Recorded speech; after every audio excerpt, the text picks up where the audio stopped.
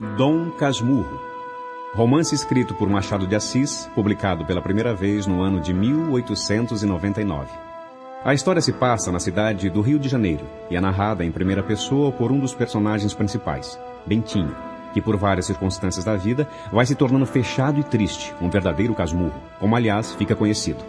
Para aliviar suas dores, Bentinho resolve escrever sua história. Você vai ouvir agora uma adaptação livre desse romance feita por José Geraldo Petian. Bom divertimento. Primeira parte. Era uma vez Bentinho, filho de Dona Maria da Glória Fernandes Santiago e de Pedro de Albuquerque Santiago. Dona Maria da Glória era uma boa criatura e uma dona de casa exemplar. Quando morreu o marido, passou a viver em companhia do seu filho, do seu irmão Cosme e da prima Justina. Por serem todos viúvos, a casa da rua Mata-Cavalos, onde moravam, passou a ser conhecida como a Casa dos Três Viúvos. Não podemos esquecer que, além desse círculo familiar, na casa também vivia José Dias, um agregado da família. Era magro, com um princípio de calva e amava os superlativos.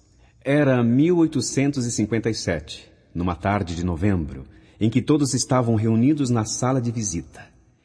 Ia Bentinho entrando quando ouviu José Dias proferir seu nome.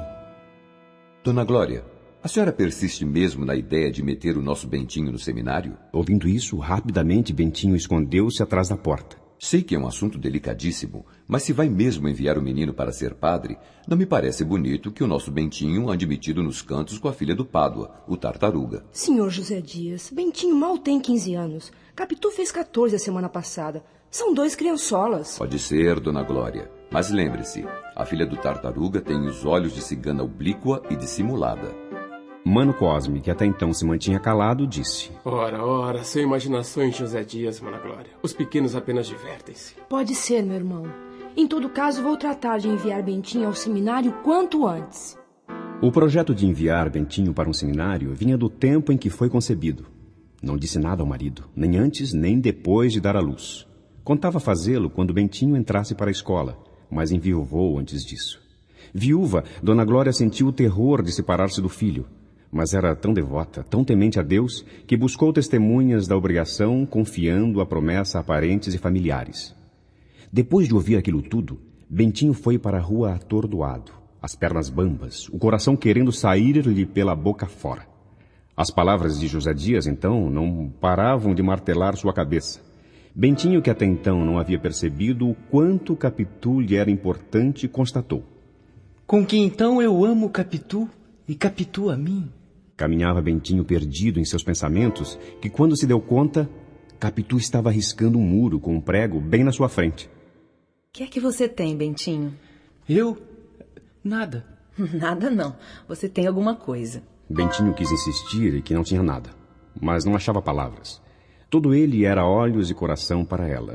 Depois de passar esse encantamento que Capitu lhe proporcionou, Bentinho olhou para o muro, bem no lugar em que Capitu estivera desenhando, e para sua surpresa leu 2 nomes ali escrito: Bento e Capitolina.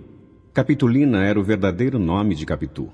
Lendo aquilo, Bentinho não sabia o que fazer, que atitude tomar. Quando criou coragem e finalmente virou-se para Capitu, percebeu que ela tinha os olhos no chão. Capitu também não esperava que Bentinho chegasse naquele instante. Estava constrangida, mas aos poucos, bem devagar, Capitu levantou o seu olhar em direção ao de Bentinho, e quando seus olhares se encontraram, não falaram nada. O que estava escrito no muro falou por eles. Uma voz repentina rompeu o silêncio. Vocês estão jogando siso? Era o Sr. Pádua, o pai de Capitu. Capitu e Bentinho ficaram completamente atrapalhados com a presença do Sr. Pádua. Imediatamente ela começou a apagar o que estava escrito no muro e, para disfarçar, começou a conversar com o pai. Estávamos jogando siso sim, meu pai. Mas Bentinho ri logo, não aguenta.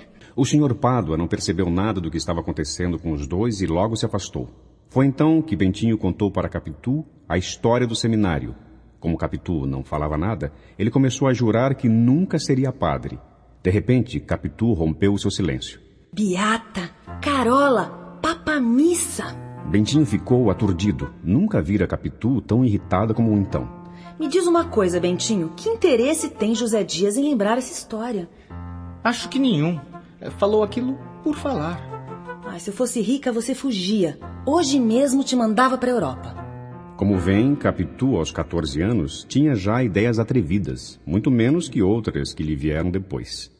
Bentinho e Capitu, depois de uma longa conversa, tentando arrumar um jeito de livrá-lo do seminário, chegaram à seguinte conclusão: pedir auxílio a José Dias, o agregado. A melhor forma de afastar José Dias desse assunto era fazê-lo passar para o lado de cá, ou seja, para o lado de Bentinho. José Dias, eu quero lhe pedir um favor. É um assunto delicadíssimo.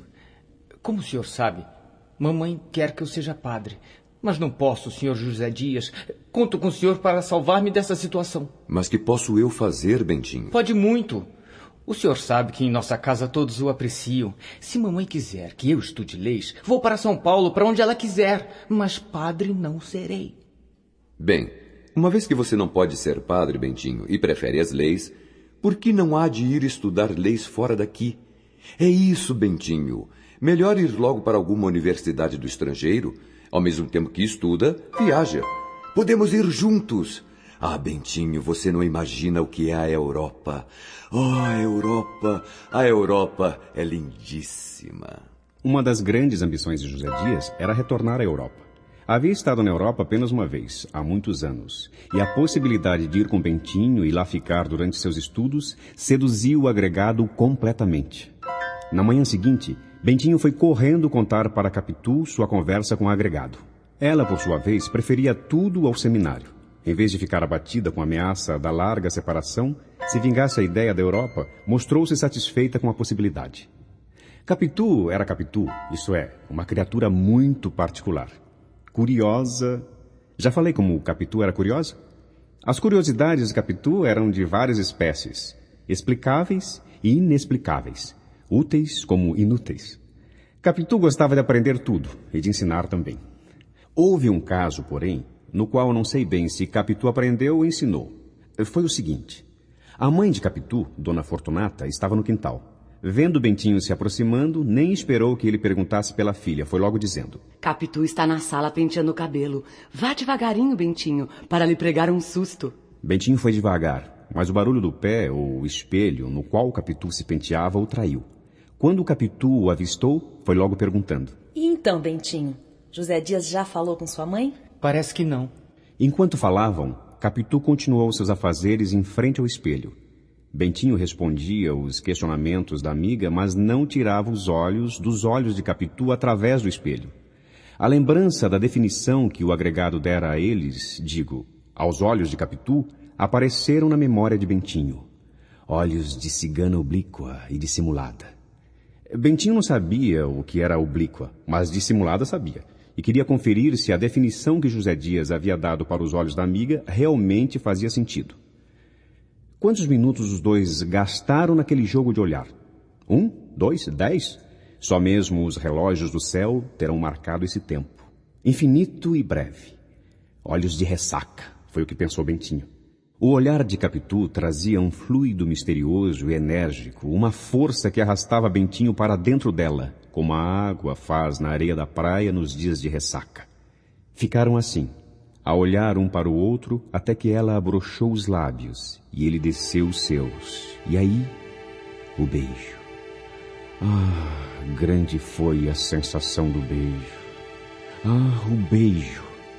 De repente, escutaram passos no corredor. Capitu ergueu-se rápida. Bentinho recuou até a parede com uma espécie de vertigem, sem fala, os olhos escuros, o coração batendo aceleradamente. Era Dona Fortunata que vinha avisar que Dona Glória estava à procura de Bentinho. Capitu compôs-se depressa, tão depressa que quando a mãe apontou a porta, ela abanava a cabeça e ria. Não apresentava nenhum desconforto, nenhuma contração de acanhamento. Pelo contrário, Capitu trazia nos lábios um riso espontâneo e claro. Mal avistou a mãe na porta, foi falando alegremente. Mamãe, olha como esse senhor cabeleireiro me penteou. Pediu-me para acabar o penteado e fez isto. Veja que tranças. Dona Fortunata olhou com ternura para Bentinho. Depois desconfiou. O rapaz estava calado demais, quieto demais. Bentinho saiu às pressas pelo corredor. Tinha estremeções, tinha uns esquecimentos que perdia a consciência das coisas que o rodeavam. Só sentia os lábios de Capitu colados aos seus. Só sentia o sabor de sua boca. No meio desse delírio, sem querer, sem pensar, saiu da boca de Bentinho as seguintes palavras de orgulho: Sou homem! Sou homem! Quando repetiu isso pela terceira vez, Bentinho pensou no seminário. Mas pensou como se pensa em um perigo que passou. Durante o beijo, todos os seus nervos lhe disseram que homens não são padres. Bentinho tomou a seguinte decisão: É isto. Eu vou dizer à mamãe que não tenho vocação, que jamais poderei ser um padre. Confesso a ela o meu namoro com o Capitu. Se ela duvidar, conto-lhe sobre o beijo. No exato momento em que Bentinho entrou em casa, Dona Glória saiu da sala e os dois se encontraram no corredor. Mamãe. Que é, Bentinho? E se disser que não quero ir para o seminário, que não tenho vocação para padre? Mas tu gostavas tanto de ser padre, Bentinho? Não, meu filho, está decidido. No primeiro ou no segundo mês do ano que vem, você irá para o seminário. O assunto terminou por ali. Arrasado, no dia seguinte, Bentinho foi para a casa de Capitu. Chegou quando Capitu se despedia de duas companheiras do colégio, Paula e Sancha. Sancha era filha de Gurgel, uma moça bonita, jeitosa mesmo, mas sem o encanto de Capitu. Quando as duas se foram, Capitu falou: Diga-me uma coisa, Bentinho, mas fale a verdade, não quero disfarce. Se você tivesse que escolher entre mim e sua mãe, a quem é que escolhia? Você. Mas para que escolher, Capitu? Mamãe não é capaz de me perguntar isso. Mentiroso. Bentinho sentiu o ódio de Capitu. Por conta desse ódio, resolveu desafiá-la. Não se preocupe, Capitu. Estou conformado. Afinal de contas, a vida de padre não é tão má assim. A intenção de Bentinho, sua secreta esperança, era que, falando aquilo, Capitu se atirasse aos seus pés lavada em lágrimas e pedisse para que ele novamente enfrentasse a mãe. Mas Capitu nada disso fez. Limitou-se a regalar os olhos e a dizer: Vida de padre é boa, Bentinho. Melhor deve ser de cônego. Ele se irritou ainda mais com essa ironia. Mas ao invés de recuar, continuou com a provocação. Promete uma coisa, Capitu. Promete que quando eu for padre só se confessará comigo? Prometo. Promete também que seja eu o padre que case você, Capitu? Não, Bentinho, isso não. Mas prometo outra coisa. Prometo que há de batizar o meu primeiro filho. Tanto para Bentinho como para Capitu, aquela conversa foi uma tortura. Mas passado alguns dias, a raiva se esvaiu e os dois acabaram fazendo as pazes. O bonito é que cada um queria para si a culpa do ocorrido e pediam perdão reciprocamente. Esqueceram as antigas promessas e fizeram uma nova. Houvesse o que houvesse, haviam de se casar um com o outro.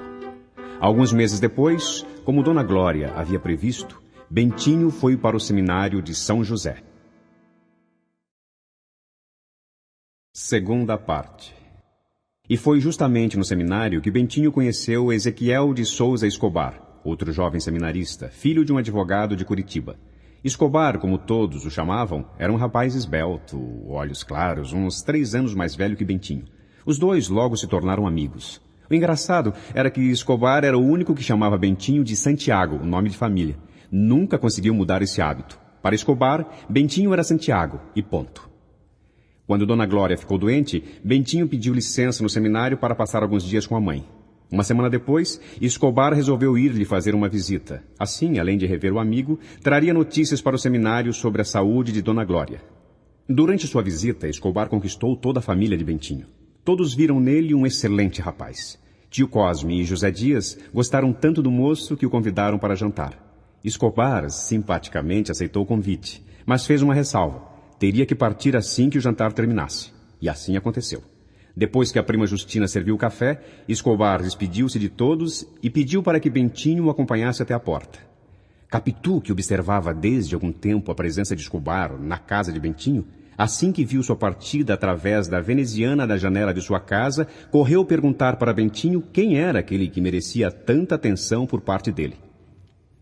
Foi a primeira vez que Capitu ouviu falar em Escobar.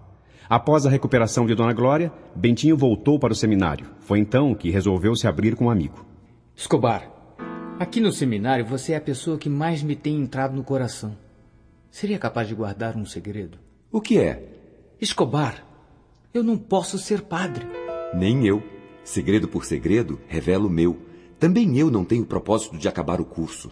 Depois desse início de conversa, Bentinho falou tudo para Escobar. Contou sobre a promessa de sua mãe, sobre seu romance clandestino com Capitu e ouviu tudo que Escobar também tinha para contar. No sábado em que Bentinho chegou em sua casa e soube através da prima Justina que Capitu estava na casa de sua amiga Sancha, ficou abalado. Uma pontada de ciúmes apareceu em seu coração. Para piorar as coisas, prima Justina, que nem imaginava que Bentinho e Capitu andavam de namorico, disse: Sancha e Capitu gostam de ficar juntas para falarem sobre rapazes. Coisa muito natural na idade delas. Bastou essa insinuação da prima Justina para que os ciúmes que Bentinho estava sentindo tomasse conta ainda mais do seu ser. Saiu em disparada à procura de Capitu. Chegando na casa do Sr. Gurgel, descobriu que Sancha estava doente e que fora por isso que Capitu não retornara no tempo previsto para sua própria casa. Nesse dia, Bentinho percebeu o quanto era ciumento, o quanto era possessivo. O que deixou Bentinho feliz foram os elogios que o Sr. Gurgel fez a Capitu. O pai de Sancha a admirava muito, principalmente porque achava que a menina Capitolina era muito parecida com sua falecida esposa. Chegou mesmo a mostrar um retrato da morta para Bentinho, para que ele comprovasse a casualidade das semelhanças.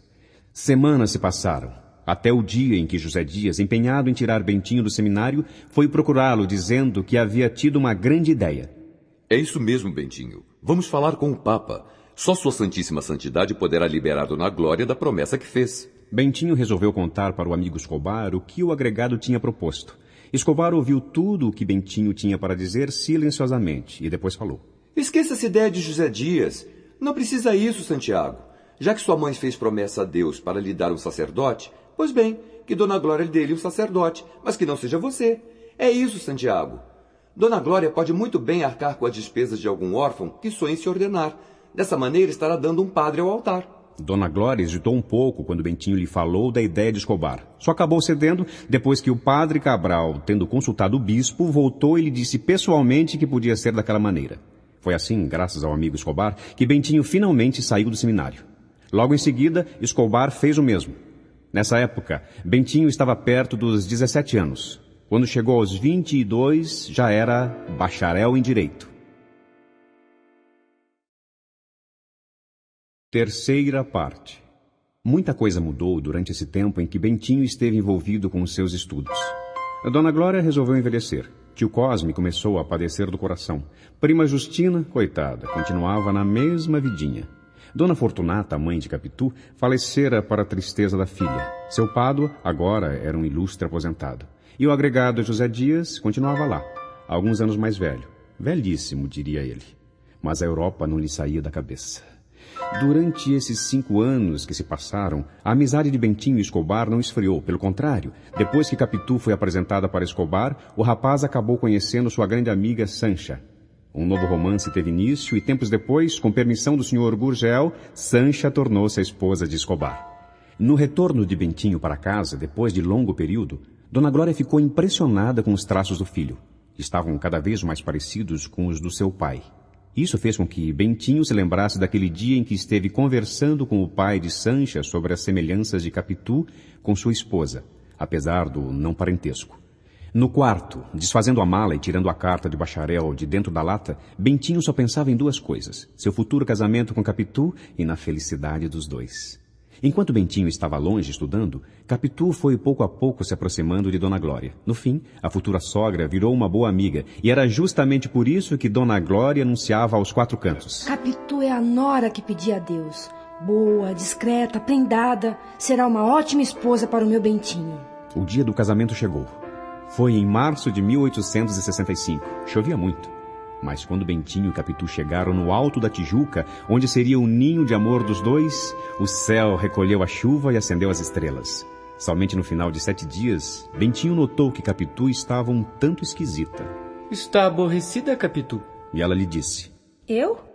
Então eu esperei tantos anos para aborrecer-me em 7 dias? Essa foi a resposta de Capitu. Mas Bentinho sabia que para ela não bastava ser casada entre 4 paredes e algumas árvores. Precisava do resto do mundo também. Gostava de mostrar-se em público, de ir aos bailes, exibir as joias e os braços, o que deixava Bentinho louco de ciúme. Ao fim de 2 anos de casado, salvo o desgosto grande de não terem um filho, tudo corria bem com Bentinho e Capitu.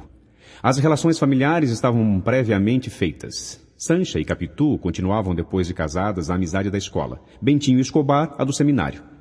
Bentinho e Capitu residiam na Glória. O casal de amigos morava em Andaraí e viviam felizes. Tinha uma filhinha, Capituzinha, nome dado à filha em homenagem à amiga de Sancha. Capitu continuava aquela moça curiosa dos tempos de solteira. Não sabendo piano, aprendeu depois de casada. Bentinho não escondia os ciúmes que sentia da esposa. Em uma ocasião, Bentinho chegou a sentir ciúmes do mar. Capitu observava o mar com tal força e concentração que Bentinho sentiu um mal-estar. Percebendo a situação do marido, Capitu fez-se a mais mimosa das criaturas. Riu e resolveu lhe contar um segredo. Estava distante porque pensava em uma maneira de lhe revelar uma peraltice. Capitu havia convertido 10 libras em ouro. Juntou esse dinheiro durante alguns meses fazendo economia doméstica. Bentinho ficou radiante com a malandragem da esposa. Quis saber quem era o corretor que havia negociado com ela. Capitu respondeu: O seu amigo, Escobar. Como é que ele não me disse nada? Ele esteve aqui? Hoje mesmo, pouco antes de você chegar. No dia seguinte, Bentinho foi ao armazém de Escobar rindo do segredo dos dois. Capitu é mesmo um anjo, não é, Escobar? Escobar concordou com a cabeça, mas sem entusiasmo, como quem sentia não poder dizer o mesmo da própria esposa. Depois de longa espera e para a felicidade suprema, nasceu o filho de Bentinho e Capitu. A intenção era que Dona Glória e Escobar fossem os padrinhos do filho, mas quando o tio Cosme, que ao ver a criança, disse-lhe, entre outros carinhos: Anda, toma bem seu teu padrinho, velhaco. O casal resolveu mudar de ideia e fazer a vontade do velho tio. Para suprir desse modo a falta de compadrio entre eles e Escobar, Bentinho decidiu que o menino se chamaria Ezequiel. Era esse o primeiro nome de Escobar, mas que quase ninguém se lembrava. As crianças passaram a ser o centro das atenções dos dois casais. Faziam planos para os filhos a todo momento. Escobar chegou a falar na hipótese de casar o pequeno Ezequiel com a sua filha Capituzinha. A alegria tomou conta de todos quando Escobar e Sancha resolveram deixar Andaraí e comprar uma casa no Flamengo. Devido à proximidade, Bentinho e Capitu viviam na casa deles e eles, por consequência, na casa de Bentinho e Capitu. O pedaço de praia entre a Glória e o Flamengo virou um caminho de uso particular. As crianças passavam os dias ora no Flamengo, ora na Glória. Bentinho falava que poderia acontecer com os dois o mesmo que aconteceu entre ele e Capitu. Crescerem juntos e depois se apaixonarem. Essa ideia de parentesco animava a todos. Numa dessas conversas, Sancha acrescentou que a convivência das crianças era tanta que até já se iam parecendo. No domingo, Capitu e Bentinho foram mais uma vez jantar na casa dos amigos. Quando Ezequiel adormeceu, Capitu foi levá-lo para o quarto. Era mais confortável. Escobar tinha acabado de sair para atender rapidamente um conhecido. Sancha e Bentinho ficaram na sala. Durante o tempo em que estiveram sozinhos, Sancha revela para Bentinho que ela e Escobar estavam pensando em uma viagem para a Europa. Eles achavam que se Capitu e Bentinho também fossem, a viagem seria ainda mais agradável. Bentinho aprovou a ideia imediatamente. Isso causou tamanha euforia em Sancha que Bentinho se surpreendeu. No meio dessa alegria, Sancha olhou para ele com tanto prazer que Bentinho, graças às relações dela e Capitu, lhe deu um beijo na testa. Para Bentinho, naquele momento, os olhos de Sancha não o convidavam a expansões fraternais, pareciam quentes e sedutores. Bentinho se assustou com os seus pensamentos, pois teve certeza de que pensou em Sancha como se pensa numa bela desconhecida. Aquela sensação lhe causou arrepios. Por um instante sentiu inveja do amigo. Escobar, que havia se livrado do conhecido, apareceu e disse: O mar está de desafiar a gente. Você não imagina, Santiago, o que é um bom mar em hora bravia. No dia seguinte, Escobar decidiu enfrentar o mar. Meteu-se a nadar, como usava fazer sempre, arriscou-se um pouco mais para fora do que de costume. Infelizmente, foi enrolado pelas ondas e morreu. Quando um escravo trouxe a notícia, Capitu e Prima Justina foram fazer companhia à viúva, enquanto Bentinho cuidava do enterro. Na hora da encomendação do corpo, Sancha quis despedir-se do marido e o desespero daquele lance consternou a todos. Muitos homens choravam também, as mulheres todas. Só Capitu, amparando a viúva, parecia vencer-se a si mesma. A confusão era geral. No meio dela, Capitu olhou alguns instantes para o cadáver, tão fixa, tão apaixonadamente fixa, que algumas lágrimas saltaram-lhe dos olhos. Bentinho percebeu tudo. Capitu rapidamente secou os olhos e se redobrou em carícias com Sancha. Bentinho começou a achar que os olhos de Capitu fitaram o defunto com a mesma intensidade dos olhos da viúva. Um ciúme adormecido invadiu sua alma. Após o funeral de Escobar, Bentinho perguntou para a esposa por que não quis ficar com Sancha, pelo menos por uma noite. Capitu prontamente lhe respondeu que havia muita gente lá e que Sancha não estava sem companhia. Ao cabo de pouco tempo, e após a abertura do testamento, Sancha retirou-se para a casa de parentes no Paraná. Capitu e Bentinho voltariam para a sua vida normal. Mas alguma coisa em Bentinho mudara. Começou com suas casmurrices. No início, Capitu não deu importância, mas depois de tanto tempo observando o marido, cada vez mais calado, cada vez mais aborrecido, resolveu perguntar o que se passava com ele. São os meus negócios que andam mal. Começava o ano de 1872. Ezequiel agora já era um rapazinho, estava crescido. Um dia, no meio de uma tarde serena, Capitu chamou a atenção do marido para os olhos do filho. Você já reparou, Bentinho, que os olhos de Ezequiel têm uma expressão esquisita? Só vi duas pessoas assim, um amigo de papai e o defunto Escobar. Bentinho ficou sem ar. Aquilo foi um golpe em seu coração. Observando bem, não eram só os olhos de Ezequiel, mas as restantes feições do filho também se aproximavam das feições do antigo amigo morto. Olhando para Ezequiel, Bentinho tinha a sensação de estar vendo Escobar. Era o amigo que surgia da sepultura para se sentar com ele à mesa, para recebê-lo na escada quando vinha da rua, para pedir-lhe a bênção na hora de dormir. Bentinho, no início, suportava essas manifestações de carinhos de Ezequiel, mas quando nem mãe nem filho estavam por perto, o desespero de Bentinho era tão grande que ele jurava que a qualquer momento mataria os dois, mãe e filho, num só dia. Capitu começou a perceber que Ezequiel incomodava Bentinho. Tentando então amenizar a situação, propôs mandar Ezequiel para um colégio interno. Assim foi feito. Ezequiel vivia agora fora das vistas de Bentinho, mas quando o fim de semana chegava e Ezequiel voltava para casa, Bentinho via Escobar chegando e parecia mais vivo do que antes. Ezequiel era um menino cheio de energia. Chegava em casa turbulento, expansivo, cheio de riso e de amor para o pai. Papai, que saudade! Bentinho pensava. Por que o demo do pequeno cada vez mais morre por mim? Bentinho não disfarçava mais sua aversão a Ezequiel. E como sabia que não encontraria coragem para matar os dois, mãe e filho, resolveu que o melhor seria dar cabo à própria vida. Arrumou o veneno desejado com um conhecido farmacêutico. O plano era dissolver a droga no café e depois ingeri-lo. Assim que o copeiro lhe trouxe o café, Bentinho misturou o veneno delicadamente, mas no exato momento em que levava a xícara até a boca, ouviu a voz de Ezequiel no corredor. Papai! Assim que viu Bentinho, Ezequiel correu, abraçou-lhe os joelhos e beijou-lhe as mãos carinhosamente, como sempre fazia. Instantaneamente, Bentinho teve um impulso criminoso. Inclinou-se para perto de Ezequiel e perguntou. Já tomou o seu café? Já sim, papai. Então tome mais um pouco. Chegou a xícara com as mãos trêmulas para perto dos lábios de Ezequiel. De repente, arrependeu-se do que ia fazer e recuou. Colocou a xícara fora do alcance do menino e, sem se dar conta, começou a chorar e a beijar doidamente a cabeça do garoto. Papai, que foi, papai? Não sou teu pai. Quando Bentinho levantou a cabeça, se deparou com a figura de Capitu diante deles. Quê? Quer dizer que acha que Ezequiel não é seu filho? Quem é que lhe deu tal ideia? Nunca revelou a menor sombra de desconfiança e agora... Diga, Bentinho, diga tudo. Depois do que eu vi, posso ouvir o resto. Quem é que lhe deu agora a convicção de que Ezequiel não é seu filho? Há coisas que não se dizem. Não, Bentinho, ou fale o resto para que me defenda, se acha que tem como me defender, ou peço-lhe desde já a nossa separação. A separação é coisa decidida, Capitu. Porém, já que a senhora insiste em ter detalhes... Olhe isso! Bentinho chamou a atenção de Capitu para um porta-retratos que estava sobre um móvel. Era uma antiga fotografia de Escobar que ali se encontrava. Vendo a fotografia, Capitu não pôde deixar de rir. Depois falou em tom de ironia e melancólico. Até os defuntos, Bentinho. Nem os mortos escapam aos seus ciúmes. Agora sei a razão dessa sua desconfiança. É a casualidade da semelhança. Um novo silêncio instaurou-se entre os dois. Sem dizer mais nada, Capitu pegou o filho pela mão e saiu, deixando Bentinho só com os seus pensamentos. Tempos depois, Bentinho, Capitu e Ezequiel partiram para a Suíça. A viagem à Europa não era uma viagem de passeio. Passadas algumas semanas, Bentinho retornou ao Brasil, deixando Capitu e Ezequiel vivendo lá.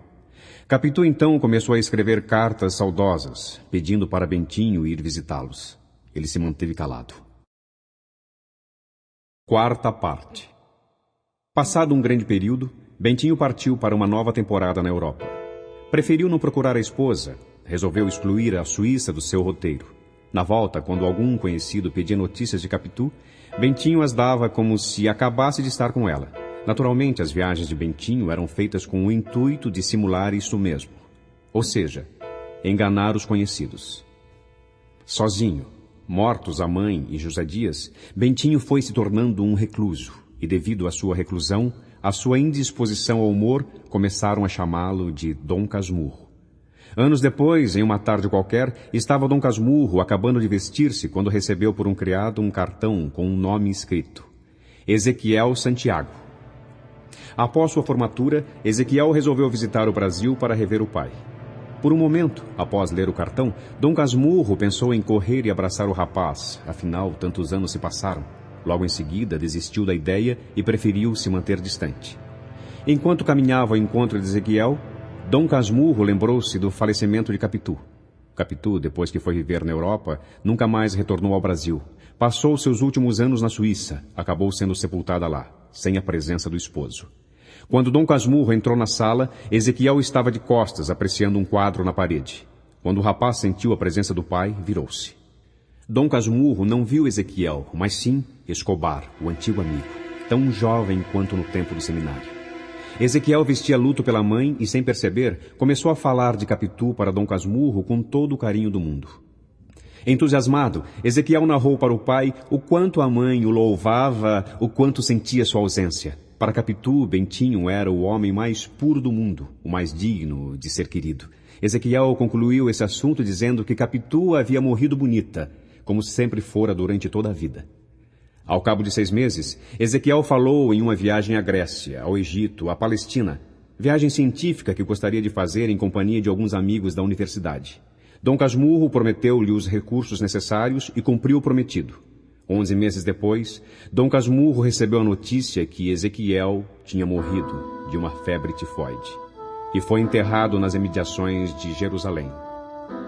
Os amigos da universidade sepultaram Ezequiel dignamente e tiveram a delicadeza de colocar uma inscrição tirada do profeta Ezequiel em sua última morada. A inscrição era a seguinte: Tu eras perfeito nos teus caminhos desde o dia da tua criação. Ao receber a notícia da morte de Ezequiel, juntamente com a inscrição, depois de lê-la, Dom Casmurro comentou: Quando será que foi o dia da criação de Ezequiel? Ninguém respondeu a sua pergunta. Ninguém. Então Dom Casmurro constatou: Eis aí um mistério para juntar aos tantos desse mundo. O último capítulo do livro se fecha com um pensamento de Sirach, autor de O Eclesiástico, um dos livros do Antigo Testamento. Não tenhas ciúmes de tua mulher, para que ela não se meta a enganar-te com a malícia que aprender de ti. Assim termina a história de Dom Casmurro. Você viu que as histórias do século passado também são interessantes? Pois é, isso foi apenas uma degustação. Agora leia o livro e divirta-se mais ainda.